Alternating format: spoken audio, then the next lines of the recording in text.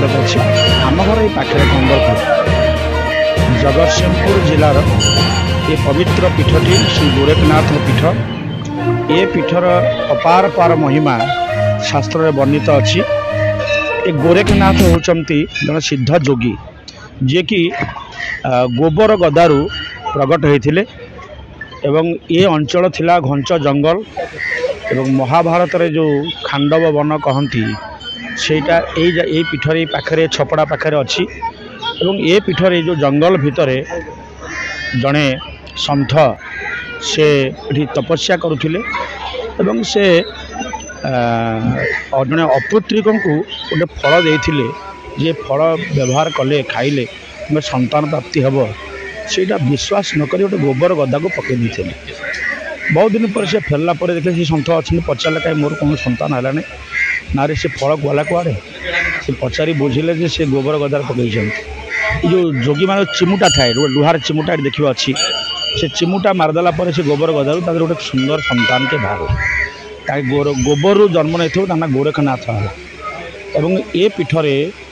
अति भयंकर विषधर सर्प मान एबे भी अच्छा अग्निशोपन यज्ञ हुए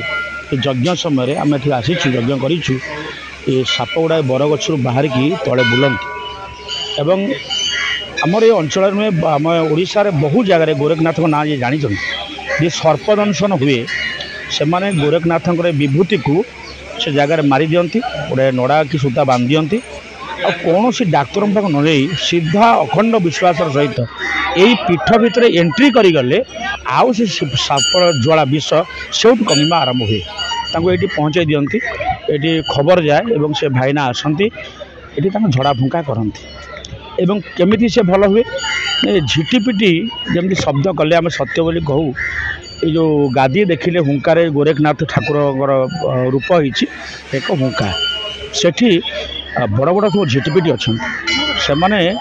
शब्द करती से शब्द नकला पर्यंत से झड़ा होती पानी ढड़ा झड़ा हो संपूर्ण विषमुक्त हो गला चलिए। आ मु भी निजे अनुभव करी मते गोटे छोट चिट्ठी साप कौणी कामुड़ी आमर जन बाबुरिया बाबा थे झाड़ूले मुझे गलनी सीधा ये आसली आठी छाड़ी गली मत कटक मेडिकल ने मेडिकल जो ब्लड टेस्ट है डॉक्टर कहले तो विष ना आश्चर्य होता से एमती अनेक अनुभूति अच्छी जेहेतु गोटे शंकर पीठ शिवंकर पीठ जोगींकर पीठ एवं सिद्ध शाला पाखरे से साधना कर सिद्ध पुरुष आज हूँ हिंदू नववर्ष नव संवत्सर हिंदू सनातन धर्मर प्रत्येक सनातनी माने जो माने जगन्नाथ रामकृष्ण को इष्ट ग्रहण करती आज दिन में देवदर्शन करती आज पितामह भीष्मंकर अपार करुणार भगवान श्रीकृष्ण ठारू वर प्राप्ति होती आज प्रकृति राणी तार नुआ पत्र देखिए वृक्षलता सब नुआ पत्र पल्लवित हम हिंदू मानकर एक श्रेष्ठ दिवस आज दिवस आमर हिंदू मानक नुआ वर्ष पालन करा जाए एवं आसंता जो पणा संक्रांति से दिन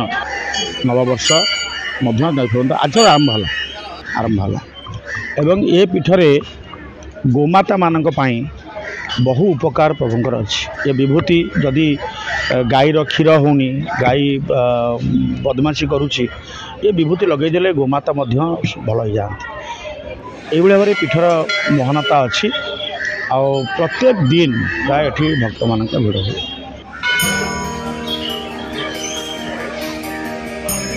आज्ञा ये जो गोरखनाथ बाबा गोरखनाथ ये जो आसी पहुँचले यहाँ हूँ जंगल घच जंगल थिला ये शाला दर्शन करने गोरखनाथ आसते सहित बाबा मच्छेन्द्रनाथ थे शिष्य बालकनाथ थे से मैंने दर्शन कर शाला दर्शन कर पहुँचले यहाँ हूँ घंच जंगल बटगछ मूल ये बटगछ मूले बसी ये महामृत्युंजय जोग माने दक्षिण मुखा ये बसिक महामृत्युंजय जोग ये कर महामृत्युंजय जोग ये दर्शन दौरान भक्त मान को साप कामुड़ा जहाँ साप कामुड़े विभूति जो बाहर अखंड धुनी जो विभूति ये जलुची ये जो अखंड धुनी विभूति बाहर साप कामुड़ा को दि जाए गोरु गाई छुआ पिला आनंद पाती आदि गोरु कहार फाटुआ हुए कि गाई क्षीर चोरी हो जाए क्षीर लाल होए ये विभूति पाइबा देले ये विभूति कणिकार से आरोग्य हो जाती ये जो पिला माने जो बंध्यान जो मैंने आसती से ढाका बांधिकी प्रभु पाखे आशीर्वाद ग्रहण कर जो पिलाटी हुए ये आसी दर्शन कर नंदित कर मानसिक पूर्ण करती ये प्रभुंर एति हूँ गोरखनाथ बाबा प्रसिद्ध होती जगतसिंहपुर जिलार गोरखनाथ बाबा पिलांकर दुई पिलांकर मानसिक था चुट्टी पकड़ापी आसी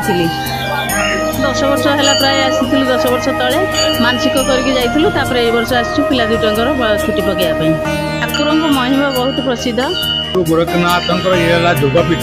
महाप्रभु महामृत्युंजय मंत्र योग करते महाप्रभु योग कर गादी रूप भक्त मान दर्शन देती महाप्रभु नाग दर्शन नाग रूप ये प्रभु को भक्त मान दर्शन दिखती सर्पाघात प्रभु विभूति पाइबा देले जमी सर्पाघात आरोग्य लाभ कर